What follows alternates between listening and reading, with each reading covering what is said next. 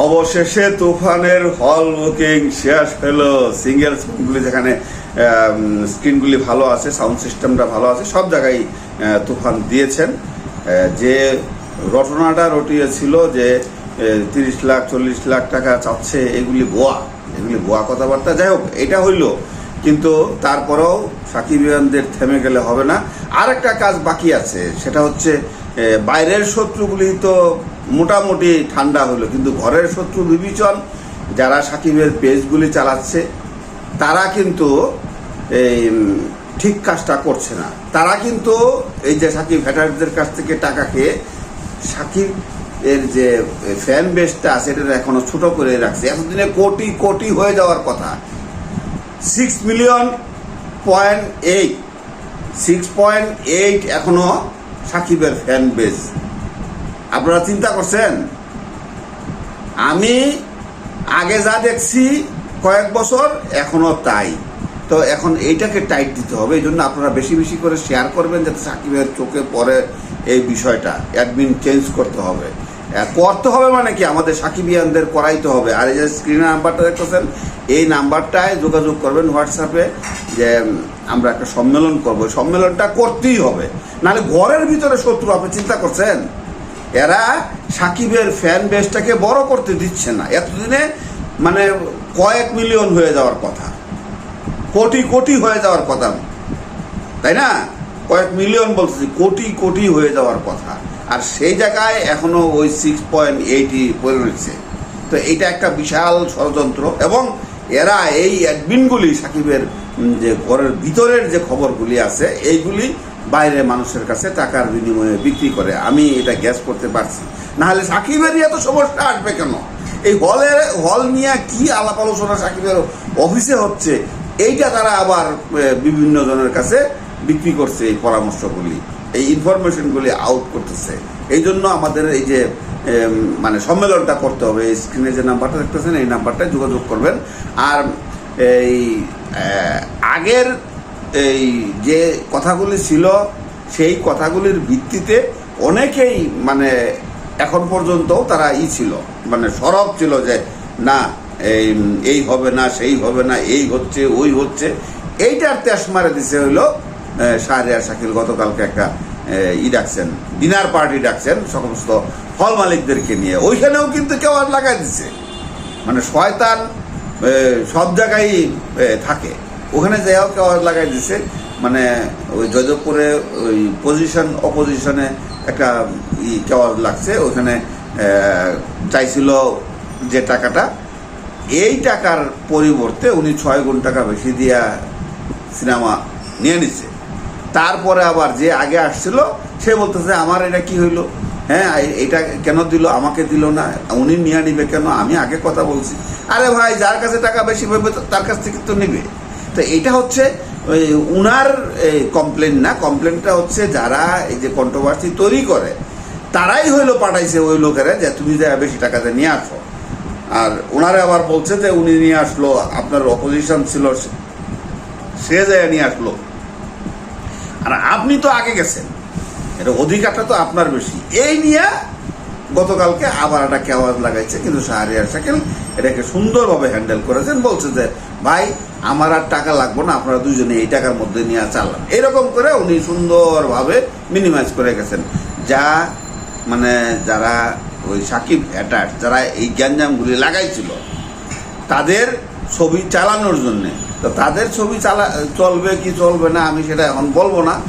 কে কয়টা হল পাইছে, যদি ঈদের দিন পর্যন্ত, ঈদের আগের দিন মূলত অফ গেলেও ঈদের আগের দিন বলে যায় যে আমি অফ যেতেছি, আমি এই সিনেমা চালাবো না। তো ঈদের আগের দিন পর্যন্ত অপেক্ষা করেন, দেখেন কার পাশায় কত রূপ তেল আছে, কে কোন পর্যন্ত দৌড়াইতে পারে, হল কয়টা পায়, তখনই তো বুঝবেন। তারপর যা থাকবে সেটা ঈদের দিন থেকে চলবে, রিভিউ আপনারা শুনতে পারবেন। এখন তো অনলাইনের যুগ, তাই না? ভালোটাও শোনা যায়, মন্দটাও শোনা যায়। তবে আপনারা এই ভিডিওগুলি বেশি বেশি করে শেয়ার করবেন, এই কারণে যে আমরা কিন্তু এখনো সাকিব খানকে নিরাপদ করতে পারতেছি না। সিনেমার যারা আছে কন্ট্রোভার্সি তৈরি করে তারা তো আছেই, সাকিবের অফিসে যারা আছে এরা সাকিবের ইনফরমেশনগুলি, সিক্রেট ইনফরমেশনগুলি বাইরে সেল করতেছে, টাকার বিনিময়ে ওরা মানুষের কাছ থেকে টাকা খায়া, হ্যাটারদের কাছ থেকে টাকা খায়া ওরা সাকিবের ফ্যান বেসটাকে ছোটো করে রাখছে। যেখানে কোটি কোটি হওয়ার কথা, এতদিনে এই যে 6.8 আছে, এখানে 6 মিলিয়ন কি 6 কোটি থাকার কথা, 10 মিলিয়নে 1 কোটি, তাই না? 10 লাখে হচ্ছে 1 মিলিয়ন, যেখানে কোটি কোটি থাকার কথা সেইখানে এখনো এটা এইখানে পড়ে রয়েছে। এইটা একটা ষড়যন্ত্র। এদেরকে এরা যদি সহজে না হয়, মানে ঠিক না হয়, তাহলে শাকিব খানকে বলে এটা চেঞ্জ করতে হবে। শাকিব খানকে বলাইতে হবে কিভাবে, এইগুলি বেশি বেশি করে আপনাদের শেয়ার করতে হবে। শেয়ার করলে শাকিবের চোখে পড়বে। আর শাকিবের আশেপাশে যদি কেউ ভালো মানুষ থাকে, শাকিবের শুভাকাঙ্ক্ষী, আমার ভিডিও এই 2017 সালে যখন রহমতুল্লাহ সাহেব ইয়ার থেকে অস্ট্রেলিয়ার থেকে আসলেন, আইসা কমপ্লেন করলেন, আসলে তো সে আসে নাই, রহমতুল্লাহ সাহেবকে আনাইছে এই এফডিসির লোকজন, আনায়া কমপ্লেন করানো হয়েছে বিভিন্ন সমিতিতে। তারপরে রহমতুল্লাহ সাহেবই আবার তাদের সাথে ঝগড়াঝাটি করে সে অস্ট্রেলিয়া চলে যায়। এটা হলো মূল কথা। তো তখন থেকে আমি এই ভিডিও বানাই, এবং এই ভিডিও দেখে একদিন শাকিব খান আগুনের শুটিংয়ে আমাকে ডাইকা কয়েকটা কথা বলছিল যে ভাই ধন্যবাদ আপনাকে, আপনি আমার জন্য এত কিছু করতেছেন। তো সেই ভিডিওগুলি শাকিব খান দেখছে, নিশ্চয়ই আমার চ্যানেলটা সাবস্ক্রাইব করা আছে, তাই না? তো এই ভিডিওগুলিও শাকিব খান দেখবে না, সরি তখন আমার চ্যানেল ছিল না, তখন আমি অন্যান্য চ্যানেলে বক্তব্য দিতাম, সেইগুলি দেখে তারা আমাকে বলছিল।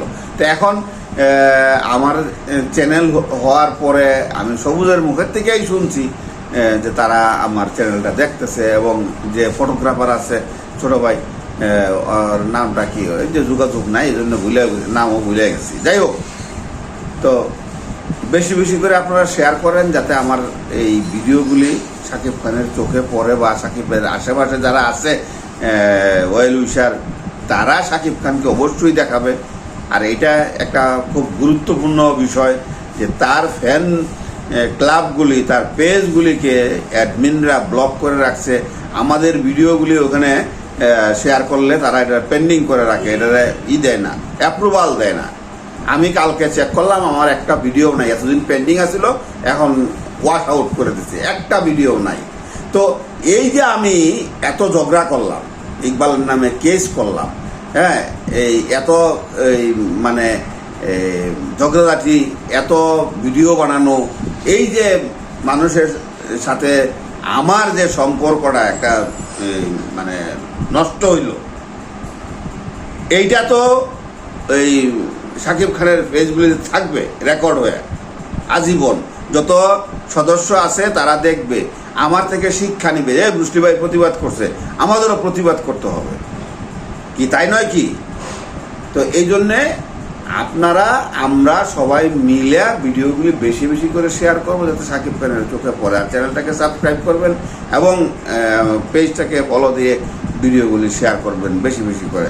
আর দেখি কবে নাগাদ মানে ওই কাঙ্ক্ষিত যে সাকিবিয়ানদের সাথে আমার হোয়াটসঅ্যাপে যোগাযোগ হয়, কবে নাগাদ সম্মেলনটা করতে পারি। যতদিন সম্মেলনটা করতে না পারবো ততদিন আমার শান্তি নাই ভাই, সোজা কথা। তো সবাই ভালো থাকবেন, সুস্থ থাকবেন, অগ্রিম ঈদ মোবারক।